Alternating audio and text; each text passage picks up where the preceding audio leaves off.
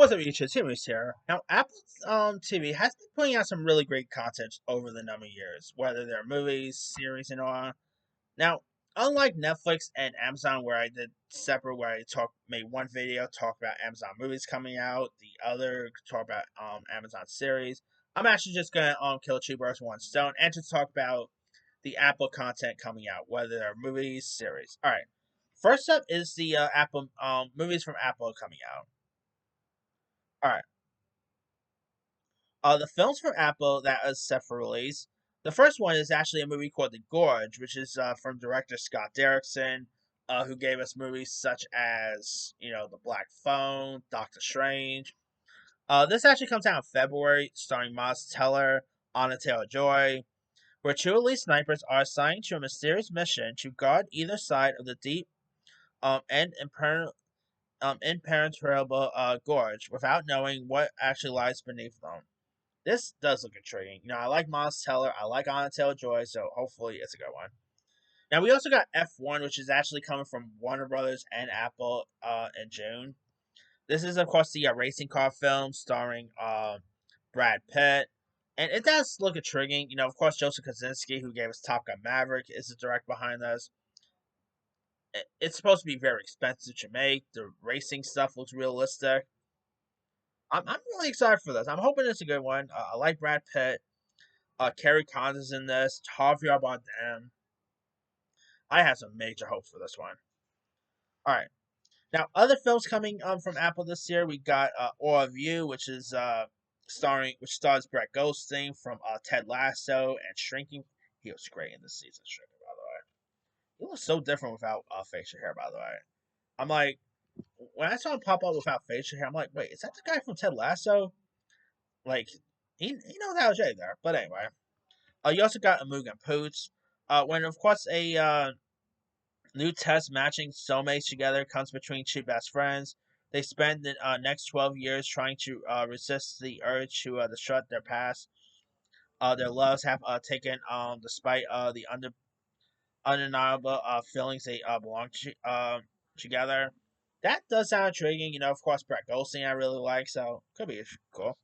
We got a movie called Mayday, which is supposed to be from Skydance and Maximum Effort, starring Ryan Reynolds, Kenneth Branagh.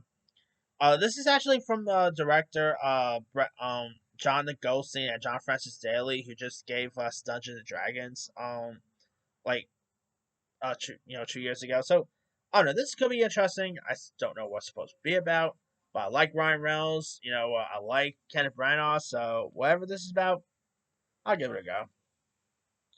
We got Echo Valley, which stars Sydney Sweeney and Julianne Moore. It follows a woman who lives in a farm in Pennsylvania and discovers that her daughter has come to her in an alarming state. I don't know much about this, but it sounds intriguing. I like Sydney Sweeney. I like Julianne Moore, so that could be cool. We got High to Low, which is of course from A24 and Apple. This is supposed to come out in June, so we'll see if that will be the case or not. This is actually based on a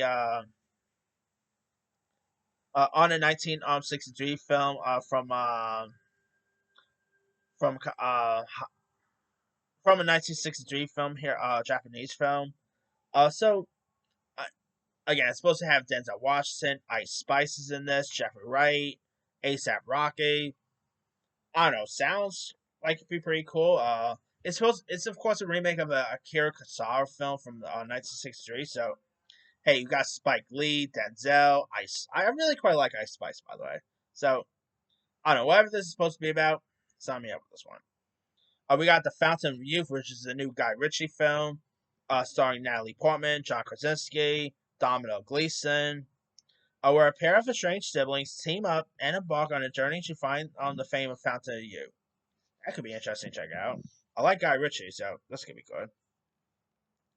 We got The Lost Bus, which is directed by Paul Greengrass, who gave us a couple of the Bourne movies. He also did United 93. He's pretty good when it comes to true story films, by the way. Oh, he also did Captain Phillips, which was terrific. This, of course, stars Matthew McConaughey, America Ferrera, where a bus driver has to navigate a bus carrying kids and their teacher's safety through a 2018 campfire. This is actually based on a book by Stephen King, so that should be interesting. We got Outcome, which stars and is directed by Jonah Hill, starring Keanu Reeves, Cameron Diaz, Susan Lucci, Laverne Cox. It follows Hollywood star Reeve as he is forced to confront his problems and atone for his past for being drained by bizarre video footage from his past. Now, Jonah Hill last directed that A24 movie mid 90s, which I enjoyed, so hopefully this could be a good one too. We also got The Way, The Warrior Kid, which stars Chris Pratt and is directed by McG. Hopefully it's better than his movie The Uglies that came out this past year. It also stars Jude Hill, who was in Belfast a couple years back. Linda Cardellini.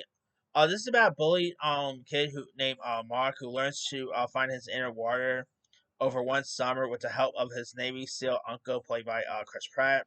That could be pretty fun. Definitely has a little bit of like a pacifier feel from the sound of it, so could be cool. We also got the Family Plan 2, which has Mark Wahlberg returning, Michelle Monaghan. And I quite enjoyed the first Family Plan. So hopefully the second one could be as good. Kit Harington's supposed to be in this too, so that could be cool. We also got the Untied Peanuts movie, which is set to be where like Peanuts come to New York City and stuff like that. So that probably won't come out till November. I could really see that being more like a holiday release film, but we'll see. And there's also still Matchbox, but I don't think that's coming out till 2026. So of course that's supposed to have John Cena in it. But again, it's based on the toy brand. I don't even know if they actually start shooting the thing, so I don't know if it's gonna come out this year or possibly next year. We'll see. Now, as for the TV front, the returning shows coming to Apple, we got For All Mankind season 5, The Morning Show season 3, Severance season 2, Foundation season 3, Invasion season 3, Slow Horses season 5, Surface season 2, Mythic Quest season 4, Loot season 3, Platonic, which of course has Seth Rogen, Rose Byrne in it. That's coming for season 2. And my anticipated one on that one is Shrinking season 3. Guys, if you guys are not watching Shrinking, do yourself a favor. Apple is actually having a free trial this week. I think like for 2 or 3 days or whatever. Get a free trial for Apple. Pop on Shrinking. It's a quick binge. You'll be able to finish it in days, like in just one day actually. Best that Harrison Ford has been in. Brett Goldstein was great this season. It has so many likable characters. Even Brett Goldstein's character, who ends up killing Jason Segel's wife in this. Even he's actually likable. It has so many people who are so likable in this, and do yourself a favor. And best Harrison Ford has been in. Go watch Shrinking, one of the best shows on TV. All right, now the new shows come to Apple. We got Prime Target, which stars Leo Waddell and Quintessa Swindell, where, of course, a postgraduate mathematics student discovered an effort being made to destroy his work in finding a pattern in prime numbers that would allow him to access every computer in the world. Now, Quintessa Swindell was Cyclone and Black Adam, so there's that. I don't know, could be interesting to check out.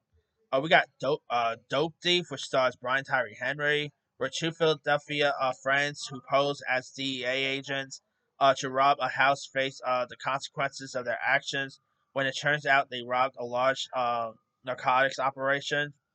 Ving Rhames is also in this, so this could be pretty cool. We got Your Friends and Neighbors, which stars John Hamm, Amanda Peet, Olivia Munn. Where Coop, played by Ham, is a New York hedge fund manager, recently divorced and made unemployed, uses criminal methods to maintain his lifestyle and keep his family living to the standards which they've become accustomed. John Hamm, by the way, is great in Landman. Just want to throw that out. Who doesn't love John Hamm, right? So that could be interesting. We got The Studio with Seth Rogen, which will focus on Matt Remick, who just got appointed to the head of a Continental studio. Now, of course, it's supposed to have like Catherine Hahn, Catherine O'Hara, Bryan Cranston, cameos by Ron Howard, Zac Efron. I'm interested in that. Like, if you guys also haven't watched Platonic, also on Apple, Seth Rogen's also in that, which comes for a second season too. I'm looking forward to check out this. Like, Platonic's really great. The studio does look intriguing, so definitely intrigued to that one. We got Government Cheese, which stars David Aiello. Uh, Booking Woodbine. It's about a man who tries to claim his life and is reunited with his family upon his release from prison. Th- Now they don't really have like a full on trailer, but they did drop a little tease of it. I'm pretty much liking what I'm seeing so far. So I like David Aiello, so it could be cool.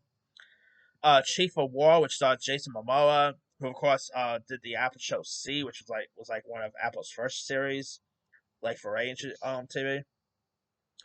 The story is a unification of the Hawaiian island from the Genese's perspective. A Hawaiian war chief joins a campaign to unite the warring islands in order to save the threat of colonization. That could be interesting. I mean, of course, I can't wait to see Jason Momoa as Lobo, by the way. That's going to be cool to see. Alright. We also got a show called Down Cemetery Road, which stars Ruth Wilson and Emma Thompson, where a woman tries to hires an investigator after explosive and a girl goes missing on the same night as in a quiet suburban neighborhood. That could be interesting. I love Emma Thompson. She's always amazing. We got Firebug, which stars Taron Egerton and Jernee Smollett, John Leguizamo, Greg Kinnear. A detective and an Austin investigator work together to stop two serial arsonists in the Pacific Northwest. I like Taron Egerton, who, if you guys haven't watched Carry On, a lot of fun there. So this could be interesting. We got The Last Frontier, which stars Jason Clarke and Dominic Cooper, Haley Bennett. It's where a U.S. Marshal is in the outskirts of Alaska, must protect his town, while he investigates a plane crash that sets free multiple fugitives now on the loose. That could be interesting. I like Jason Clarke, so that could be cool. We got Murderbot, which stars Alexander Skarsgård, David DeMaclin, where a Senate security android that calls itself Murderbot must must match its ability for free dart whilst competing dangerous assignments and drawn to humans and appalled at their weakness. That could be pretty interesting to check out. I mean, with everything going on with AI, we're going to be seeing more of these type of series down the line, whether it's TV, movies, whatever. We got The Seven, which stars Jessica Chastain, from Matthew Hyman, who worked on Cartel Land. It's inspired by the true story. It is impossible to stop a mass shooting before it happens. The woman who has come to be known as a Seven, who infiltrates online hate groups in order to prevent large-scale public attacks. That's going to be really hard and interesting to watch. I love Chastain, so that could be good. We got Vaquero 339, which is from the same people who did Breaking Bad. Rhea Seehorn, who is also from Breaking Bad. Or I think she's from Better Call Saul, if I'm not mistaken.